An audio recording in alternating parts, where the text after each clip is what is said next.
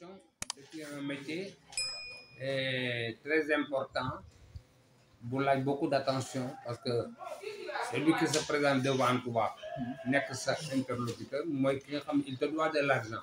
Il doit à la société ou à plusieurs sociétés de l'argent. C'est toi qui vas encaisser ce qu'il doit. Donc, il vient avec un document pour matérialiser la marchandise.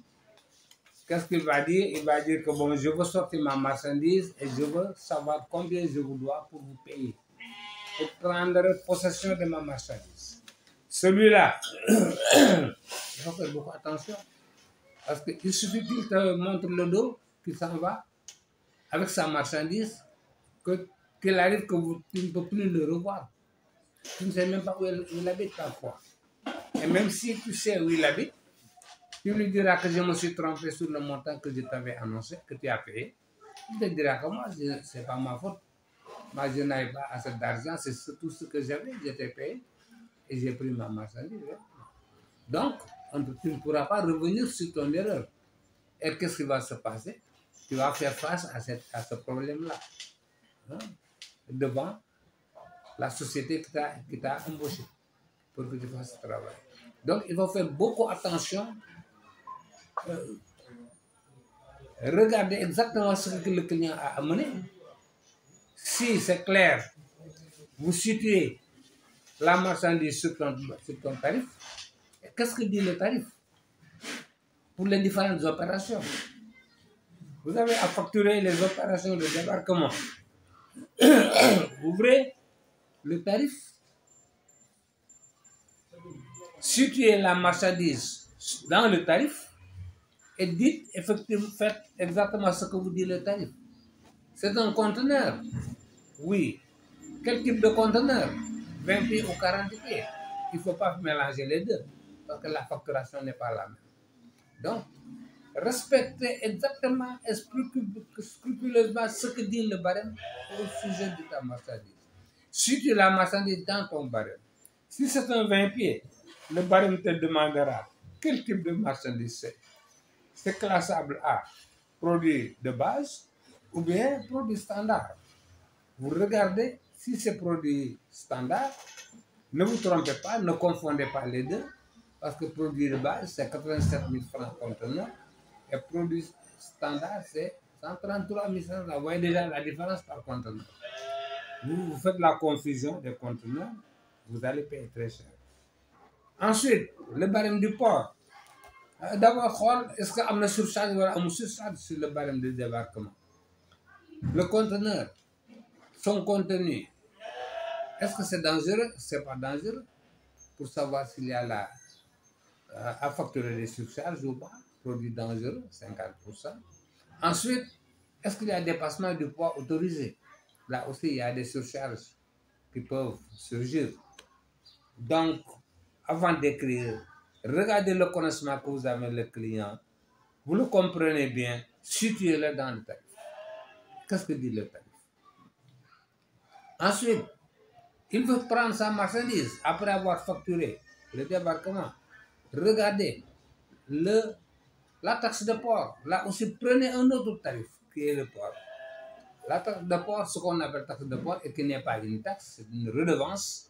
Même si vous l'appelez taxe de port, dites-vous que ce n'est pas une taxe, hein, parce qu'elle subit la TVA. Donc, c'est une redevance. Donc, vous prenez le barème de port, regardez quel type de produit, situez le produit, identifiez-le dans le barème et demandez au barème ce que dit, quelle position tarifaire lui réserve le barème. Et vous appliquez cette position tarifaire-là. Ouais. C'est ça qui est important.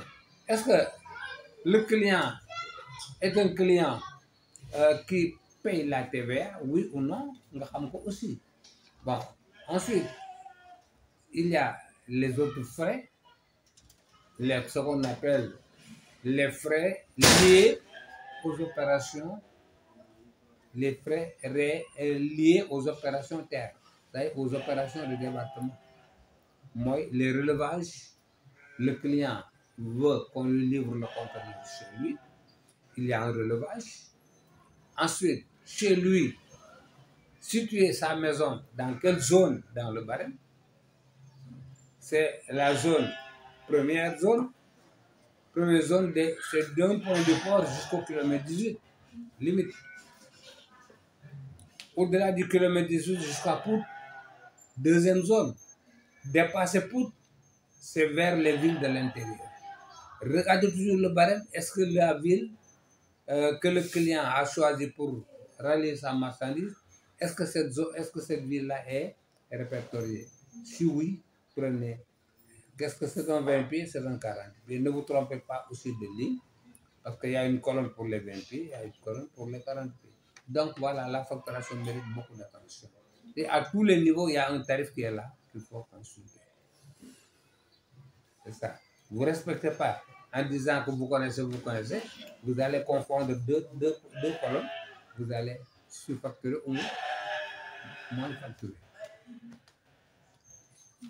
Et il y a dans tous les deux cas, il peut y avoir des sanctions. Voilà. Ouais. La question que j'ai posée tout à l'heure. Aussi, si un patron vous dit de ne pas appliquer le tarif qui est dans le barème, mais si c'est un chef supérieur, hein, donc demandez-lui de vous donner instruction par écrit pour vous couvrir demain. Bon, les instructions qui vous demandent de sous-facturer doivent être des instructions écrites. Et on ne peut pas demander des instructions pour surfacturer. Souvent, on vous donne des instructions pour appliquer une tarification moindre. Et dans ce cas, pour éviter que demain, le client vous a donné quelque chose pour que vous cassez la facturation, demandez au supérieur qui vous demande d'appliquer telle ou telle position de vous faire cela par écrit. Ça vous garde l'information dans votre dossier. Demain, on vous dira pourquoi vous avez sous-facturé.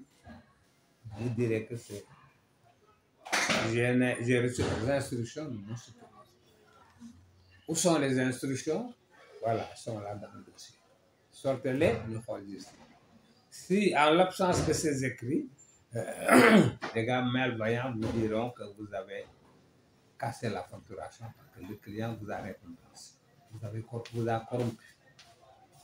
Et là, tu ne pourras pas justifier cela.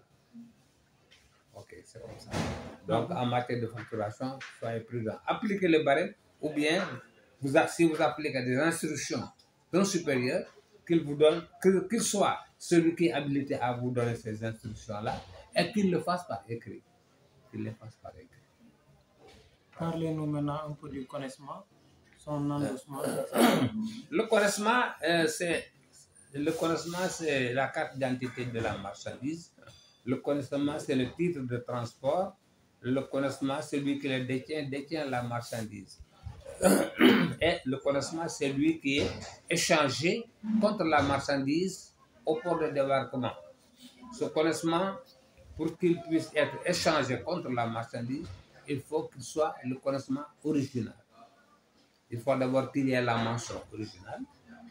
Et la mention originale, pour que ce connaissement qui a la mention originale puisse être apte à être échangé contre la marchandise, ce connaissement-là doit être dûment endossé et accompli.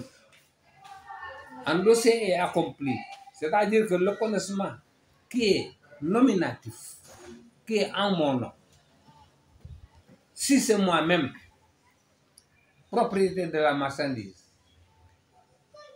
qui est le connaissement en mon nom, donc on dit que le connaissement est nominatif. Si c'est moi qui me présente au guichet pour négocier ma marchandise, il me suffit tout simplement de l'accomplir au recto. L'accomplir, c'est quoi?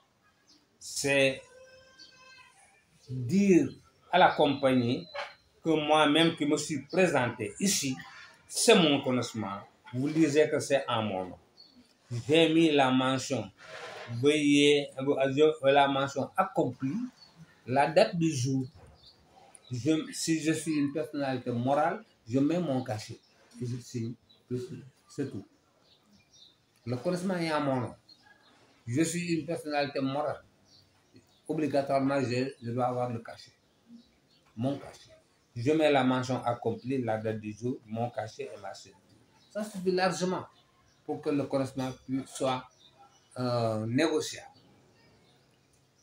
On n'a plus besoin de me demander quoi que ce soit. Parce qu'au moment où j'amène le connaissement, au moment où je me présente, ils ont vu que c'est moi. Et ce que le connaissement, le cachet qui est sur le connaissement, que j'ai mis sur le connaissement, c'est l'entête qui est sur la partie conseiller du connaissement. Le conseiller du connaissement a les mêmes coordonnées que le cachet. Donc, c'est moi qui me suis présenté. J'ai signé, j'ai mis la date, j'ai mon cachet. Donc, le connaissement, à partir de ce moment, est accompli. Là, qu'est-ce qu'il va faire? L'agent du guichet, il va sortir la facture, il va essayer de saisir la facturation. Il va me demander, bon, un complément d'information. C'est-à-dire qu'il sait qu'il connaît déjà la marchandise, le type de marchandise, le type d'emballage, le type de reconditionnement et le poids. Il sait tout de suite, en faisant ce rapprochement-là, positionner le connaissement dans le tarif. Si c'est un conteneur, des conteneurs, il saura classer ma marchandise dans la rubrique qu'il faut. Si ma marchandise contenue dans le conteneur, c'est un produit de base, c'est-à-dire la farine de blé, riz, sucre, huile, produits pharmaceutiques. Si c'est un de ces produits-là, le barème lui attribue la position le tarif de produits de base. Et les produits de base, 87 000 francs le 20 pieds. Et si c'est un conteneur, le double. Le double par conteneur. Donc, voilà. Et maintenant, il va facturer tous les éléments à facturer. C'est le consignataire. La taxe de port. La taxe de port, en facturant la taxe de port, on n'a pas à se baser. On n'a pas à se baser sur le barème Sympost et SATER, sur le barème THC des manutentions. Et la taxe de port, il y a le barème des redevances du port. Là aussi, on va situer la marchandise qui est sur le connaissement dans le barème du port. Est-ce que c'est nommément repris dans le barème? Si oui, à quelle position tarifaire? L'unité payante à la tonne. T02, en conteneur, à l'import, vous regardez le barème, le premier tableau, T02, import, conteneur, ou T02, import conventionnel. Et vous appliquez. Donc, à chaque fois qu'on prend une rubrique, on sort le barème concernant. Donc, c'est comme ça, de bout en bout, on a obligation de se référer, de faire le rapprochement entre ce qui est sur le connaissement, les données qui sont sur le connaissement et les différents tarifs à appliquer. Et on posera la question au client de savoir où est-ce qu'il veut qu'on lui amène sa marchandise. Et là, ce n'est pas repris sur le connaissement. C'est le client qui va vous le dire. Et quand est-ce qu'il va prendre livraison de sa marchandise? Il n'y a que le client qui peut vous le dire. Livrez-moi à tel endroit, je prends livraison à telle date. Ça vous permet de facturer le livrement à tel endroit, la zone de livraison. Ça vous permet de facturer la livraison, le transport. À telle date, connaître la date de livraison vous permet d'établir les facturations qu'on appelle facturation variable. La facturation variable qui sont le magasinage au niveau du manutentionnaire et les surestaries au niveau du concessionnaire. Parce que là, on facture jusqu'à la date de livraison en marchandise. Donc, ce qui oblige le client à vous donner la date de livraison choisie pour la livraison. Vous facturez jusqu'à cette date. Malheureusement, il n'a pas pu enlever. Il reste encore 2 jours. Vous allez encore faire une facture complémentaire de 2 jours. Cette facturation variable va s'arrêter juste à la date à laquelle le client a sorti la marchandise. Voilà, c'est ça. Donc, toute rubrique correspond à une tarification qu'il faut consulter. Maintenant, comment vous avez confectionné le kilométrage pour la livraison? Donc, Dakar est découpé en 2 zones. Donc, la facturation conteneur concerne 3 zones. Première zone, c'est Dakar. Deuxième zone, c'est Dakar. Et troisième zone, vers les villes de l'intérieur. Vers les villes de l'intérieur. Première zone, c'est d'un des points du port jusqu'à la limite du kilomètre 18. Donc, Dakar et sa proche banlieue jusqu'à 18 km. Là-bas, c'est la première zone. Au-delà du kilomètre zone, au-delà du kilomètre 18 jusqu'à Pout, c'est la zone numéro 2. La zone numéro 2, c'est au-delà du kilomètre 18 jusqu'à Pout. Là, c'est la zone numéro 2. Voilà. Première zone, c'est pour le 20 pieds 70 000 francs. Première zone, c'est 70 000 francs du port au kilomètre 18. Ou vice-versa. Première zone,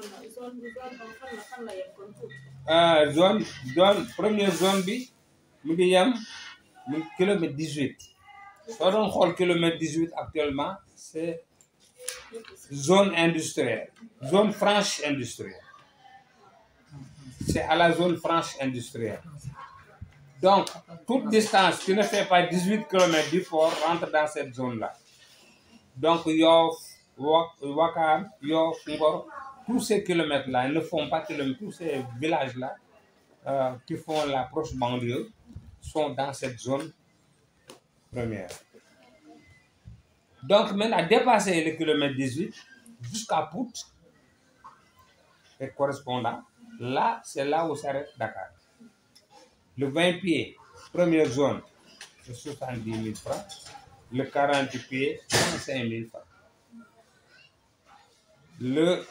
La zone numéro 2, au-delà du kilomètre 18 jusqu'à Pout, c'est 115 000 francs le 20 pieds et 185 000 francs le 40 pieds.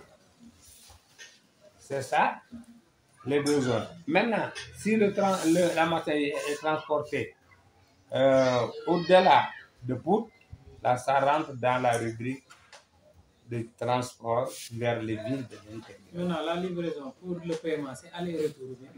Un transport correspond à 2 mouvements. Le mouvement aller et le mouvement retour. On ne facture pas l'aller, puis facturer le retour. Non. Un mouvement aller-retour, moi, bien un transport. C'est comme ça. Un mouvement aller plus un mouvement retour.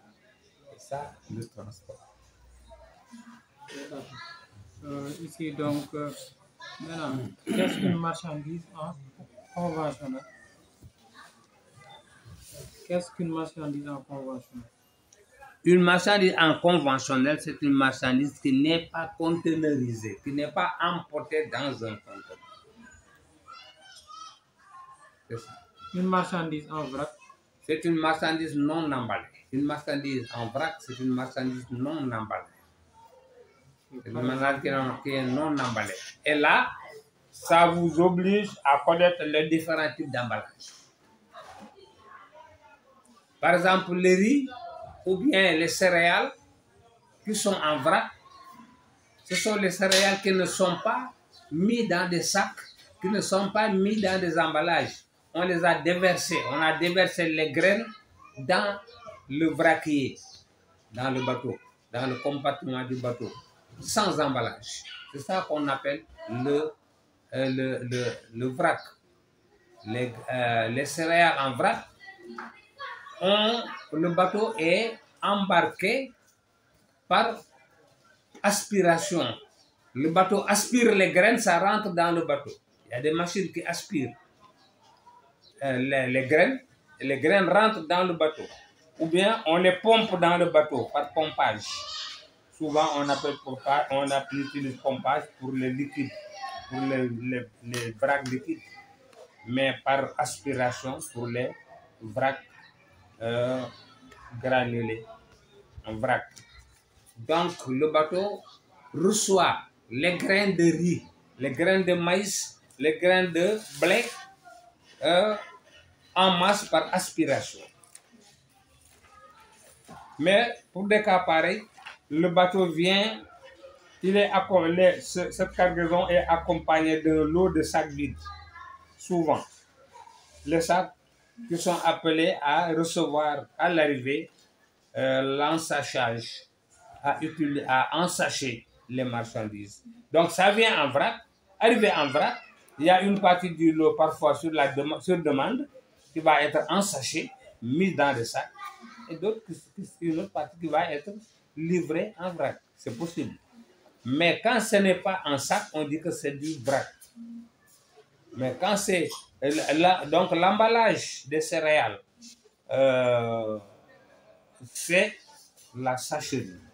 Ce sont les sacs. Les céréales, on les met dans des sacs. On ne les met pas en caisse. On ne les met pas dans des cartons.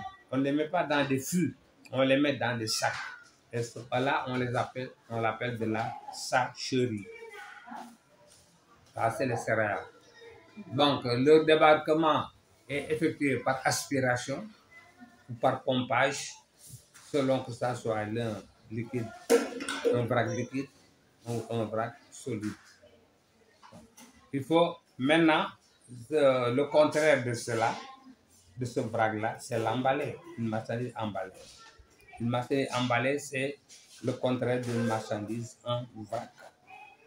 L'absence d'emballage fait que la marchandise est en vrac. Une fois emballée, ce n'est plus en vrac. Quels sont les différents types d'emballage?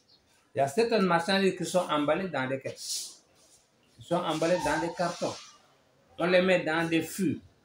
On les met parfois, il y a le liquide, il y a le vrac liquide, le vrac liquide alimentaire, le vrac liquide non alimentaire, tout ça.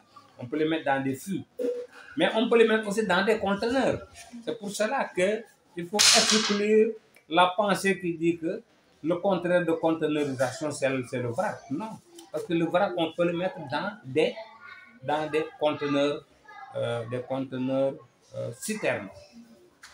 Des conteneurs citernes. Oui. Comme le vrac solide, le bois, par exemple, le riz, par exemple, le fer, les fers à béton, les rails, tout ça, on peut les mettre en vrac dans le conteneur. Dans le conteneur.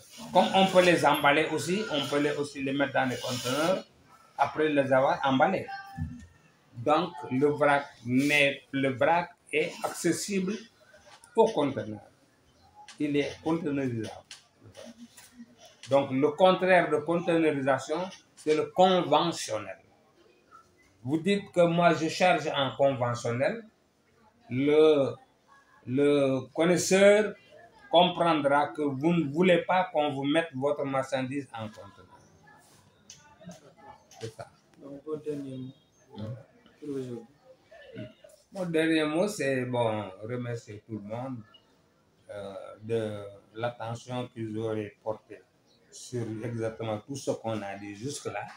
Ne pas aveuglément écouter ceux qui parlent, ceux qui disent n'importe quoi, surtout qui font des confusions sur la marchandise en transit, entre marchandise en transit et marchandise en transbordement, qui font confusion entre le vrac et le conteneur, qui font confusion entre les différents types d'opérations. Donc, il ne faut jamais les confondre. Une marchandise en conteneur, c'est conteneurisé. Une marchandise en vrac, ce n'est pas emballé. Une marchandise en conventionnel peut être en vrac comme peut être emballé, mais n'est pas containerisé. Hein, c'est ça le conventionnel. C'est ça qu'il faut appliquer exactement ce qui est la règle. Donc, merci beaucoup, M. Chang. On se donne rendez-vous à la prochaine. On parlera aussi de la codification des tarifs annexes de manutention pour une prochaine fois. Ok. Merci.